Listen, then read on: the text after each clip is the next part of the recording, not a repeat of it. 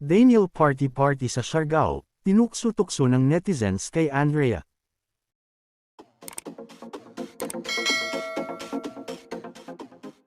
Spotted ang kapamilya actor-singer na si Daniel Padilla sa isla ng Siargao na pumaparte kasama ang ilang mga kaibigan.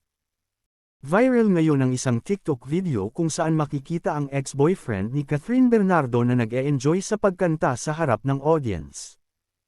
Hindi lang malinaw kung kailan ito nangyari, pero base sa mga comments ng netizens mukhang recently lang ito nang magbakasyon sa Siargao ang binata kung saan kasama rin daw niya ang kapatid na si Mugu.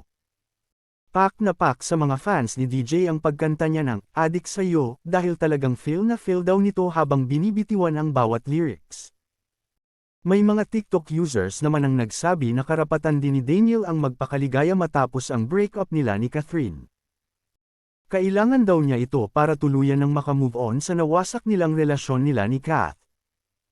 Isang netizen naman ang nanukso kay Daniel at sinabing huwag na itong mag-alala dahil nandyan naman daw si Andrea Brillantes na sinasabing isa sa mga dahilan kung bakit naghiwalay ang Kathniel. At dyan na po nagtatapos guys, maraming salamat sa panunood.